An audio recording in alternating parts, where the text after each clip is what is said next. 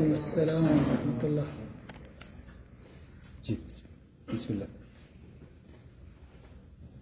الحمد للہ رب العالمین وبہ استعین واشہد ان لا الہ الا اللہ وحدہ لا شریک لہ واشہد ان محمدا عبدہ ورسولہ اما بعد. برادران گرامی قدر، جیسا کہ آپ سب دیکھ رہے ہیں کہ موسم تیزی سے سردی کی طرف جا رہا ہے، اس کی نشانیاں ظاہر ہیں. سروں پہ مفلر لپیٹے ہوئے، بدن پہ کوٹ یا جیکٹ یا صدری یا سویٹر پہنے ہوئے، پیروں میں موزے جوتے کا انتظام. اللہ تعالیٰ کی یہ نشانیاں ہیں. اس کائنات میں جتنی غور کریں، اللہ کی توحید کی بے شمار نشانیاں ہیں جو پائی جاتی ہیں، اور ایک موحد انسان جو توحید والا ہو ہمیشہ ان نشانیوں میں غور کرتا رہتا ہے. اس سے ایمان بڑھتا ہے انسان کا کہ وہ اللہ ہے جو کس طرح سے جب چاہے ٹھنڈی کر دیتا ہے، جب چاہے بارش برساتا ہے، جب چاہے گرمی کرتا ہے. وہی چیز جو ہم کو ایک دن بہت خراب لگتی تھی، سورج کی تپش، سورج کی گرمی، آج اس کو تلاش کرتے ہیں کہ سورج کی گرمی مل جائے، سورج کی تپش مل جائے. کس طرح حالات کو اللہ تعالیٰ بدلتا رہتا ہے. یہ اس کائنات میں اکیلا وہی تصرف کرتا ہے. اگر ایک سے زیادہ ہوتے تو یہ نظام درست نہیں رہ پاتا. ایک کہتا ٹھنڈا موسم رہے گا، دوسرا کہتا نہیں گرم رہے گا. ایک کہتا بارش رہے گی، ایک کہتا نہیں خشکی رہے گی. ایک کچھ کہتا ہے، ایک کچھ کہتا. جیسا کہ اللہ تعالیٰ نے قرآن پاک میں فرمایا ہے، لَوْ كَانَ فِيهِمَا آلِهَةٌ إِلَّا اللَّهُ لَفَسَدَتَا. اگر اس کائنات میں کئی معبود ہوتے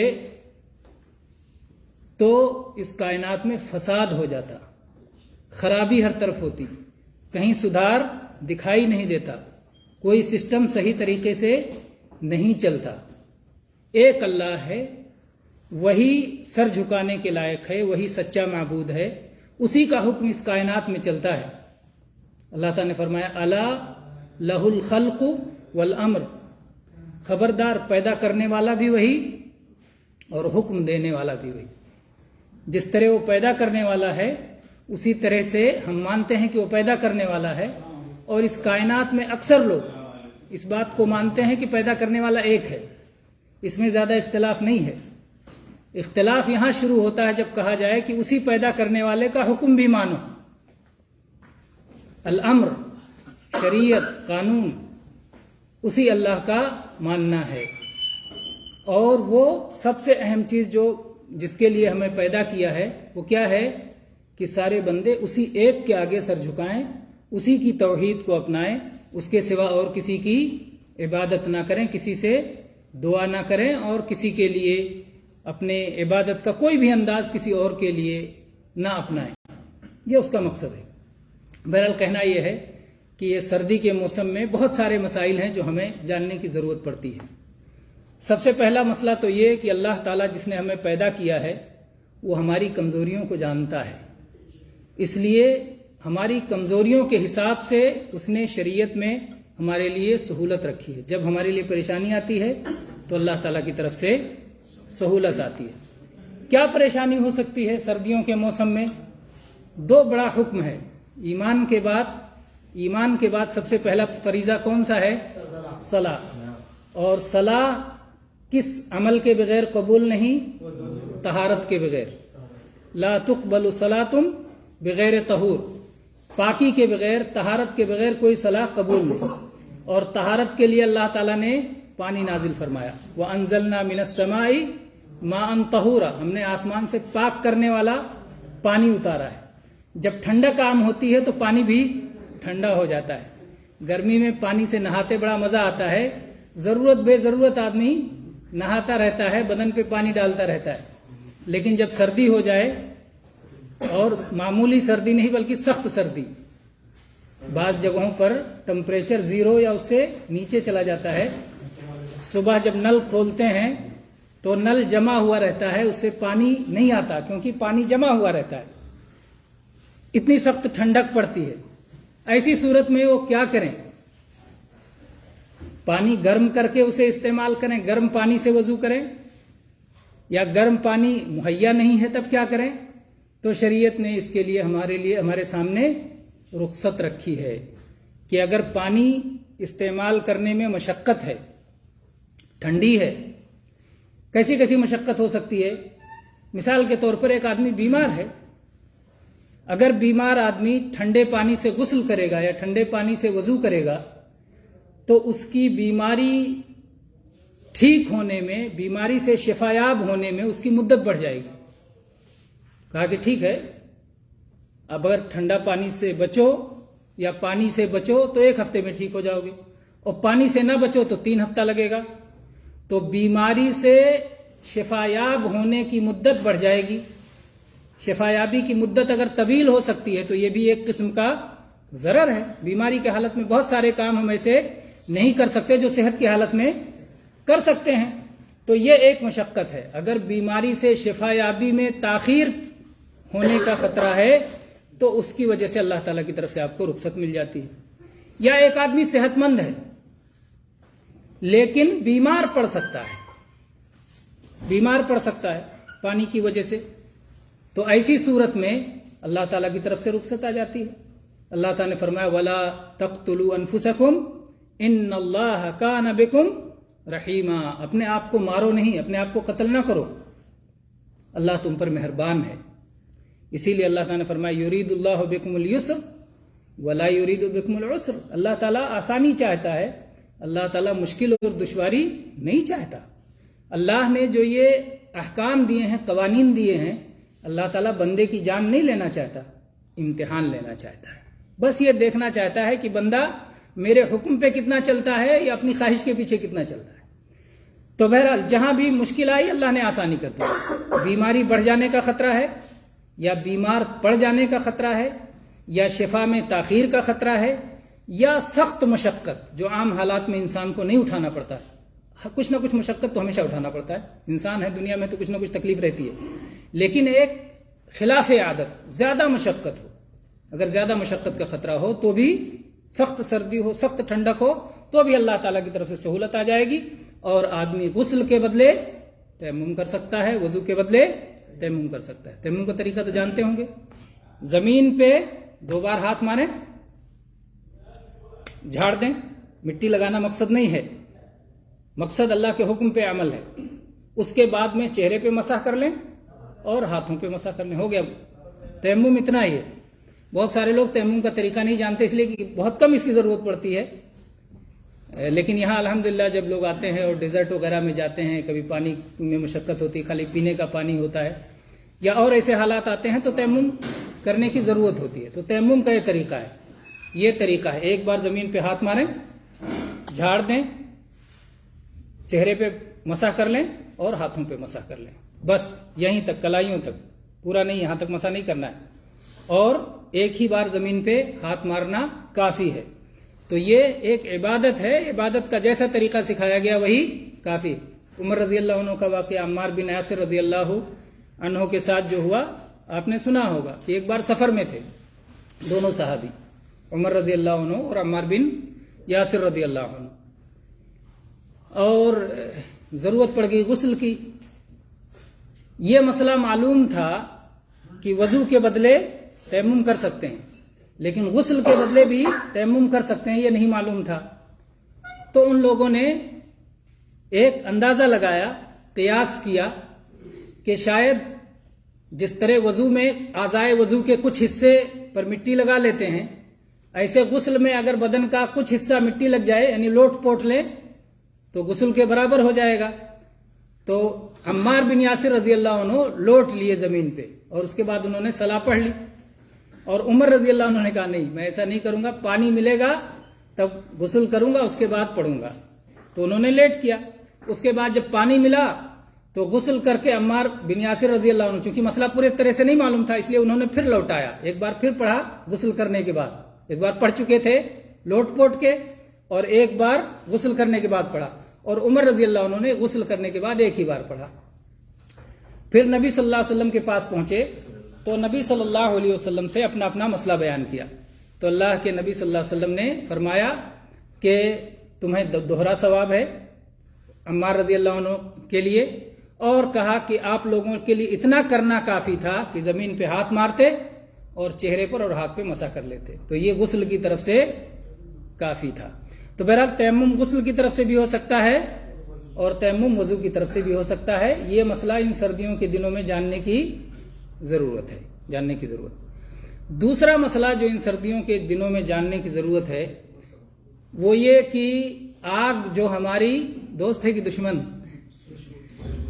آگ ہماری دشمن ہے، لیکن اللہ تعالیٰ نے اسے ہمارے نفع کے لیے پیدا کیا، اس میں اللہ نے نفع رکھا ہے، اگر اس کو باندھ کے رکھو، اس کو ضرورت کے مطابق استعمال کرو تو وہ بھی اللہ کی ایک نعمت ہے۔ اور اللہ تعالیٰ نے اپنی نشانیوں میں سے یہ ذکر کیا ہے کہ اللہ نے ہرے بھرے درختوں سے آگ نکالا۔ پہلے جب لوگ سفر پہ جاتے تھے تو پڑھنے والے جانتے ہیں کہ چکماق سے یعنی 2 لکڑیاں لے کر کے ایسے مارتے تھے تو آگ نکل جاتی تھی، پھر اس سے آگ جلا لیتے تھے، تو چکماق کی لکڑی ہوتی ہے، ہری بھری لکڑی، لیکن ٹکرانے سے آگ نکلتی ہے، تو اللہ تعالیٰ نے ہری بھری لکڑی میں آگ نکالا، یہ اللہ کی نشانی ہے۔ تو آگ اللہ نے ہمارے فائدے کے لیے بنایا ہے، اس سے ہم پانی گرم کرتے ہیں، اس سے ہم کھانا پکاتے ہیں، اس سے ہم تاپتے ہیں، گرمی حاصل کرتے ہیں، تو یہ آگ کے مسائل بھی جاننا چاہیے۔ جب اگر ہم آگ جلائیں گرمی حاصل کرنے کے لیے، بہت ساری جگہوں پہ آگ جلاتے ہیں، لوگ بیٹھ گئے چاروں طرف سے گرمی حاصل کر رہے ہیں، تو جب آگ سے گرمی حاصل کریں اور سونا ہو تو آگ بجھا کر کے ہی سوئیں، گھر میں جلتی ہوئی آگ چھوڑ کر کے سونا منع ہے، نبی صلی اللہ علیہ وسلم نے منع کیا ہے کہ گھر میں جلتی ہوئی آگ ہو اور آدمی سو جائے، کیونکہ اس کے بہت سارے نقصانات ہو سکتے ہیں، دھوئیں سے نقصان پہنچ سکتا ہے، آگ جب جل رہی ہے تو جلتے ہوئے آگے بڑھ سکتی ہے، کچھ اور چیزوں کو بھی جلا سکتی ہے، جب آپ سو گئے ہو شواس نہیں ہے کچھ اور چیزوں کو جلا سکتی ہے، اگر وہ جو ہے چوہیا گھر میں ہے تو آ کے وہ کھینچ کے آگ ادھر سے ادھر پہنچا سکتی ہے، اور آگ کے جلنے سے آکسیجن بھی جلتی رہتی ہے اور سانس پھول کر کے انسانوں کے ختم ہونے کا مرنے کا بھی خطرہ ہوتا ہے۔ تو بہرحال نبی صلی اللہ علیہ وسلم نے جلتی ہوئی آگ نہ ہو گھر میں، آپ نے حکم دیا کہ ان هذه النار عدو لکم، یا بعض روایات میں عدوۃ لکم، یہ آگ تمہاری دشمن ہے، جب سونا چاہو فاطفئوها، تو اس کو بجھا کے سویا کرو، جلا ہوا چھوڑ کر کے مت سویا کرو۔ تو اس لیے جلتی ہوئی آگ کمرے میں چھوڑ کر کے سونا درست نہیں ہے۔ تیسری چیز یہ جانیں کہ آگ جل رہی ہو، گرمی حاصل کرنے کے لیے آپ نے آگ جلائی، اب سوچنے لاؤ 2 رکعت نفل پڑھ لیں، تو قبلہ کی طرف آگ ہو اور آپ وہاں صلاح پڑھیں تو یہ درست نہیں ہے۔ کیوں درست نہیں ہے؟ وجہ کیا ہے؟ ایک تو وجہ یہ ہے کہ اس میں مجوسیوں کی مشابہت پائی جاتی ہے، مجوسی جو آگ کی پوجا کرتے ہیں وہ ہمیشہ آگ جلائے رہتے ہیں آگے اور سجدہ کرتے ہیں، آگ کو سجدہ کرتے ہیں، لیکن یہاں تو نیت نہیں ہے آدمی کی، شکلی طور پر صرف صورت ہے، تو اس لیے اگر کوئی ایسا کر لیتا ہے نادانی میں، بے علمی میں، صلاح اس کی ہو گئی، اور مجوسی بہت زیادہ ہیں بھی نہیں، بہت کہیں کہیں ہیں، تو اس کی مشابہت بھی بہت زیادہ عام نہیں ہے، لوگوں کو نہیں معلوم ہے، یہ وجہ یہ ہے۔ لیکن ایک وجہ یہ ہے کہ مشرکین کی مشابہت ہوتی ہے، آگ سامنے رکھ کر کے صلاح نہیں پڑھنا چاہیے۔ دوسری وجہ یہ ہے کہ جب آگ جلتی ہے تو خاص طور پہ اگر اس میں شعلے نکل رہے ہوں، جیسے شمع جلا دیں آپ، آگے اس کا اگر اس کی زبان نکلی ہوئی ہو یا کیا وہ لو پھوٹی ہوئی ہو، تو وہ ایک حالت پہ نہیں رہتی، وہ لہراتی رہتی ہے نا، کبھی ادھر جاتی ہے کبھی ادھر جاتی ہے، کبھی کوئی رنگ اٹھتا ہے کبھی کوئی رنگ اٹھتا ہے، تو یہ انسان کو غفلت میں ڈال دیتی ہے۔ جب صلاح آگے جو ہے آگ جلتی رہے گی، اور خاص طور پہ وہ آگ جس میں سے چنگاریاں پھوٹ رہی ہوں، شعلے نکل رہے ہوں، تو وہ آگ سے انسان غفلت میں پڑ جاتا ہے، اسی میں لگ جاتا ہے، بجائے اس کے کہ صلاح پڑھ رہا تھا، اللہ سے کچھ مانگ رہا تھا، اللہ کے لیے رکوع کر رہا تھا، اللہ کے سجدے کر رہا تھا، یہ سب بھول کے آگ کے چکر میں چلا جائے گا۔ تو انسان کو صلاۃ سے غافل، صلاح سے اور اللہ کے ذکر سے غافل کر دینے والی چیز ہے، اس لیے آگے رکھ کر کے پڑھنا جائز نہیں ہے۔ اب مسئلہ یہیں سے یہ نکتا ہے، اگر مسجد میں آگے دفایا ہو جو गर्मी, जिससे गर्मी हासिल होती है, क्या वो भी रख के नहीं पढ़ सकते? तो अहले इल्म ने कहा चूंकि उसमें आग की ये खुसूसियात नहीं पाई जा रही, ना उसमें उसकी लौ है, ना वो जल रही है, और ना ही वो है उससे मुशाबहत है कि उसकी पूजा होती हो, वो सिर्फ गर्मी हासिल करने के लिए है। इसलिए अगर वो सामने हो गर्मी हासिल करने के लिए तो उसमें हर्ज की बात नहीं है। तो ये तो रहा दूसरा मसला जो इस मौके से जानने की जरूरत है। तीसरा मसला है आग, ठंडी से बचने के लिए एक तो आग का इस्तेमाल होता है, दूसरा ठंडी से बचने के लिए लिबास का इस्तेमाल होता है। मसला याद रखने में इसमें सहूलत होती है इस तरह तकसीम करने से। दूसरा, ठंडी से बचने के लिए लिबास का इस्तेमाल होता है। लिबास सर से कदम तक, सर पे कुछ लिबास पहनते हैं, जैसे टोपी लगा लिए या पगड़ी बांध लिए कस के, या जो है किस्म किस्म के सर के लिबास पाए जाते हैं। दूसरा के जो बहुत ठंडक होती है तो लोग लपेट बांध लेते हैं, चेहरा और नाक और मुंह भी बांध लेते हैं, खाली आंख नजर आती है, क्योंकि होंठों को भी ठंडक लगती है और नाक पे भी ठंडक लगती है, तो इसको भी बांध लेते हैं। तो दूसरा लिबास हो गया जो नाक और मुंह पर बांधा जाता है। तीसरा लिबास जो बाकी बदन पे पहना जाता है, पैर को छोड़ करके, जिसमें आस्तीन वगैरह को छुपाते हैं, हाथों को छुपाते हैं, सीनों को छुपाते हैं। और चौथा लिबास है जो पैरों में पहनते हैं। तो जो सर पे पहनते हैं, सर पे मसा किया जाता है वजू करते हुए मसा किया जाता है। कभी किसी लिबास पे सर पे भी मसा किया जाता है, जी हां, पगड़ी पर सर मसा करने का सबूत है नबी सल्लल्लाहु अलैहि वसल्लम से कि आपने पगड़ी पर मसा किया, और दुपट्टा पर मसा करने की आपने इजाजत दी है औरतों को, खिमार पर।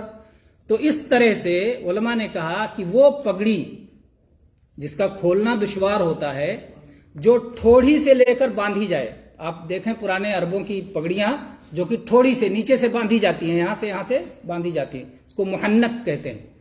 तो वो पगड़ी अगर इस तरह हो जो जिसके खोलने में दुश्वारी हो और इसके नीचे से निकाल के बांधा गया हो, या सर ही पर बांधा गया हो कस के और पीछे चोटी छोड़ दी गई हो, जिसे नबी सल्लल्लाहु अलैहि वसल्लम के बारे में आता है कि आप पीछे हमेशा चोटी छोड़े रहते थे पगड़ी में, तो अगर इस तरह की पगड़ी है तो उस पर मसा करना जायज है। वालेकुम सलाम रहमतुल्लाहि व बरकातहू। उस पर मसा करना जायज है।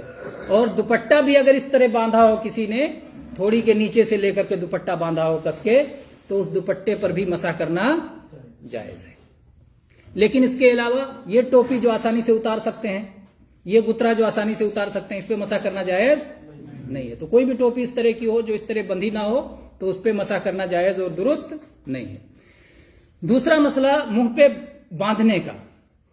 मुंह पे जो बांधने का, अगर आपको वजू करना है तो वजू में चूंकि कुल्ली करना है, नाक में पानी डालना है, इसलिए उस पे मसा करके चल जाएं, नहीं चलेगा, तो वो खोलना पड़ेगा आपको।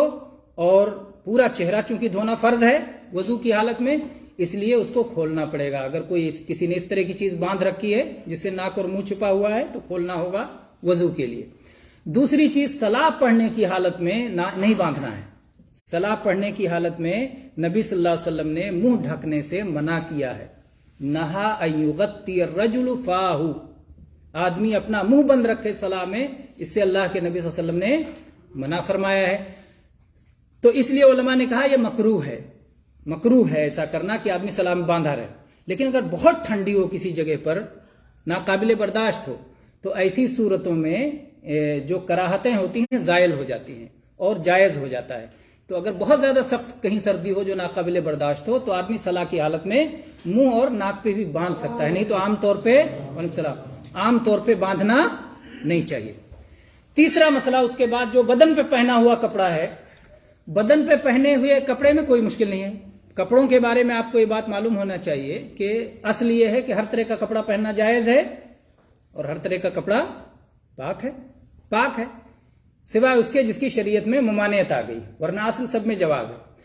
सिर्फ एक मुश्किल हो सकती है कि आपने मान लीजिए तंग कपड़ा पहन रखा है, अब वजू करना है और आप इसको समेट रहे हैं और नहीं जा रहा है कपड़ा यहां तक, तो आप यहीं तक धोकर कहते हैं बाकिया पे मसह कर लेते हैं, तो ऐसा करना दुरुस्त नहीं है। नबी सल्लल्लाहु अलैहि वसल्लम से साबित है कि एक बार आप सर्दी के मौसम में जुब्बा पहने हुए थे जिसकी आस्तीनें तंग थी, تو آپ نے کوشش کیا یہیں سے دھونے کے لیے ہاتھ کو، تو نہیں دھو سکے، تو آپ نے ادھر سے ہاتھ اندر کر کے نکال لیا، اندر سے ہاتھ نکالا، پھر آپ نے دھویا۔ تو اس سے معلوم ہوتا ہے کہ اگر کوئی تنگ لباس آدمی پہنے ہوئے ہو جس کی آستینیں تنگ ہوں، تو ایسی صورت میں اسے ہاتھوں کو دھونے کے لیے وہ کپڑا اتارنا پڑے گا، یا کپڑے کے نیچے سے آدمی ہاتھ اتار کے وضو میں ہاتھ دھوئے گا۔ اس کے بعد آپ چلتے ہیں پیروں کا لباس۔ پیروں میں جوتا پہنا جاتا ہے، موزہ پہنا جاتا ہے۔ اس کے مسائل بہت آسان ہیں، لیکن بہت زیادہ ہیں، اس میں بہت زیادہ مسائل ہیں، اور لیکن بہت آسان ہے انشاءاللہ۔ اس میں ایک مسئلہ تو یہ ہے کہ وضو میں اصل کیا ہے؟ پیروں کا دھونا اصل ہے۔ وضو میں اصل یہ ہے کہ پیروں کو دھویا جائے، مسح اصل نہیں ہے۔ مسح اللہ تعالیٰ کی طرف سے ان حالات میں ہے جب مسح کی ضرورت ہو۔ مسح کی ضرورت جب آپ نے موزے پہنے یا جوتے پہنے، نبی صلی اللہ علیہ وسلم نے موزوں پر مسح کیا ہے۔ وہ موزے جو ہوتے تھے جن کو خف کہا جاتا ہے عربی میں، اور جو پانی لے لیں، پانی، خف جو چمڑے کے موٹے موزے ہوتے تھے، چمڑے کے موٹے موزے ہوتے تھے، تو اسے خف کہا جاتا تھا۔ اسے وہ پہن کے چل بھی سکتے تھے، تو اس طرح کے موزے اگر ہوں تو اس میں کوئی اختلاف نہیں، اہل سنت کے درمیان کوئی اختلاف نہیں ہے۔ اور اس میں متواتر احادیث ہیں، متواتر کہتے ہیں اتنی بڑی تعداد میں کہ جس کے ثبوت میں کسی قسم کا کوئی شک و شبہ باقی نہ رہ جائے، تو متواتر احادیث ہیں۔ جزاک اللہ خیر۔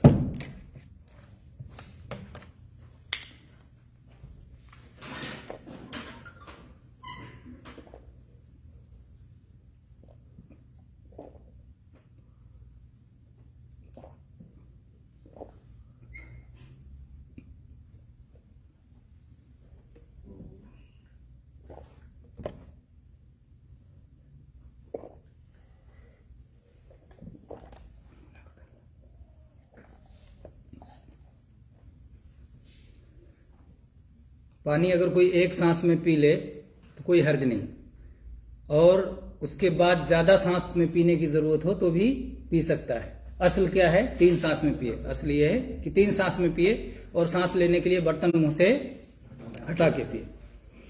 بہرحال بات یہ چل رہی تھی کہ پیروں میں جو لباس پہنا جاتا ہے، جس کو پیروں کا لفافہ، بعض لوگ کہتے ہیں پیروں کا لفافہ، اگر وہ اس جگہ کو ڈھکے ہوئے ہو جہاں دھونا ضروری ہے، جتنا دھونا ضروری ہے اتنا ڈھکا ہوا ہو، تو اس پر مسح کیا جا سکتا ہے، اس شرط کے ساتھ کہ آدمی نے وضو کر کے اسے پہنا ہو۔ وضو کر کے پہنا ہو تو اس پر مسح کرنا جائز اور درست ہے۔ اور اس کی مدت متعین ہے، اس کی مدت متعین ہے۔ جو لوگ مسافر نہیں ہیں وہ 1 دن اور 1 رات، اور جو مسافر ہیں ان کے لیے 3 دن اور 3 رات۔ اس کا اندازہ عام طور پہ گھنٹوں سے کیا جاتا ہے۔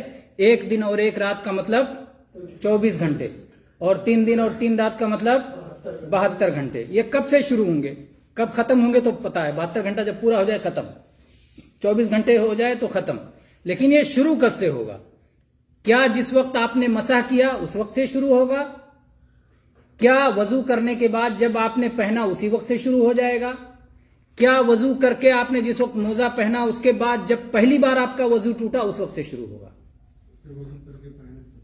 پہلی بار وضو ٹوٹا تب سے شروع ہوتا ہے۔ 2 چیزیں انوالو ہیں، پہلے وضو کر کے پہننا ہے، اس کے بعد ہاں، یہ تو شرط ہو گئی کہ وضو کر کے جو پہنا ہے وہی مسح کر سکتا ہے، لیکن وقت کب سے مانے گا کہ یہ پہلی بار جب وضو ٹوٹا؟ مثال کے طور پہ آپ نے فجر میں وضو کر کے موزے پہن لیے، فجر میں وضو کر کے موزے پہن لیے، اب آپ کا 10 بجے وضو ٹوٹ گیا، 10 بجے اگر آپ کا وضو ٹوٹا ہے تو 10 بجے ہی سے شمار کریں گے۔ کچھ علماء یہ کہتے ہیں کہ 10 بجے سے شمار کریں گے کہ اب یہاں سے 24 گھنٹہ آپ کو مسح کرنے کی اجازت ہے۔ کچھ علماء یہ کہتے ہیں کہ نہیں، 10 بجے سے نہیں شمار ہوگا، آپ نے جو پہلا تیمم کیا اس وقت سے شمار ہوگا۔ ظہر کے وقت آپ نے پہلا تیمم کیا اس وقت سے شمار ہوگا، اور اس سے 24 گھنٹے تک۔ تو بہرحال یہ اختلافی مسئلہ ہے اور دونوں طرح کی رائے اس میں موجود ہیں۔ تو یہ رہا جو ہے مسح کا مسئلہ، موزوں پر مسح کا مسئلہ۔ اور صحیح بات یہ ہے کہ ہر طرح کے موزوں پر مسح جائز ہے، کیونکہ مسح اصل کیا ہے؟ رخصت ہے، مشقت کی بنا پر رخصت دی گئی ہے، اور رخصت میں اللہ تعالیٰ کی طرف سے آسانی کی وجہ سے ہوتی ہے. تو جہاں جہاں مشقت ہو وہاں وہاں اللہ تعالیٰ کی طرف سے آسانی ہے. تو جو دوسرے بھی موزے پائے جاتے ہیں چمڑے کے علاوہ، نائلون کے، جو ہے کاٹن کے اور دوسری چیزوں کے بنے ہوئے موزے، سب کے اتارنے میں مشقت ہے، اس لیے سب میں مسح کیا جا سکتا ہے. جوتے پر بھی آدمی مسح کر سکتا ہے. جوتے صاف ستھرے اس کو پہن کے آپ کو صلاح پڑھنا ہے یا نہیں بھی اتار کے پڑھنا ہے تو بھی مسح کر سکتے ہیں، مسح کر سکتے ہیں. علی رضی اللہ عنہ سے اس طرح کی ایک حدیث موجود ہے کہ انہوں نے جو ہے جوتوں پر مسح کیا اور اس کے بعد میں مسجد میں پہنچے اور جوتے اتار دیے اور اس کے بعد صلاح پڑھی. تو لوگوں نے کہا کہ آپ نے جوتے اتار دیے اور مسح آپ نے جوتے پہ کیا تھا. تو علی رضی اللہ عنہ نے کہا کہ میں نے نبی صلی اللہ علیہ وسلم کو ایسے ہی کرتے دیکھا. اس سے معلوم ہوتا ہے کہ اگر کسی نے مسح کر لیا تو جوتا اتارنے سے یا موزہ اتارنے سے مسح نہیں ٹوٹتا. آپ نے موزے پہ مسح کیا پھر موزہ اتار دیا کسی وجہ سے تو آپ کا وضو نہیں وہ ٹوٹے گا، لیکن اگلی بار مسح کی اجازت آپ کی ختم ہو جائے گی. اگر آپ نے پھر سے پہنا موزہ تو آپ نے مکمل طہارت کی حالت میں پہنا، اگر بیچ میں وضو ٹوٹ گیا اور اس کے بعد آپ نے موزہ پہنا تو پھر دوبارہ اس پر مسح کی اجازت نہیں ہوگی. لیکن ابھی آپ نے مسح کیا، اس کو کچھ لوگوں نے مثال سے بھی سمجھایا ہے. مثال کے طور پر آپ نے سر پہ مسح کیا، وضو میں آپ نے سر پہ مسح کیا اور اس کے بعد گئے آپ نے سر مڈا دیا تو وضو ٹوٹ گیا کہ نہیں ٹوٹا؟ مسح تو آپ نے سر پہ بالوں پہ کیا تھا نا، جو ہے اپنی چاندی پر یا چمڑے پہ تو نہیں کیا تھا. آپ نے وضو کر لیا، مسح کر لیا اور وضو کے بعد چلے گئے حلاق کے یہاں، گنجے ہو گئے تو وضو ٹوٹ گیا کہ نہیں ٹوٹا؟ نہیں ٹوٹا. وضو کیوں ٹوٹے گا؟ وضو توڑنے والی چیزوں میں سے یہ نہیں ہے. تو جس پہ آپ نے مسح کیا تھا وہ حصہ تو چلا گیا، بالوں پہ مسح کیا تھا بال تو چلے گئے. تو ایسے موزے پہ آپ نے مسح کیا پھر آپ نے موزے نکال دیے تو وضو کیوں ٹوٹے گا؟ آپ کا وضو سلامت ہے. تو بہرحال اگر موزے وضو کر کے پہنے ہوں، موزے وضو کر کے پہنے ہوں اور اس کے بعد جو ہے اس شرطوں کے ساتھ اس وقت میں جو وقت متعین ہے اس وقت کے اندر مسح کیا ہو تو موزے اتار دینے سے مسح نہیں ٹوٹتا ہے. واللہ تعالی عالم والحمد للہ رب العالمین، صلی اللہ علی نبینا وسلم.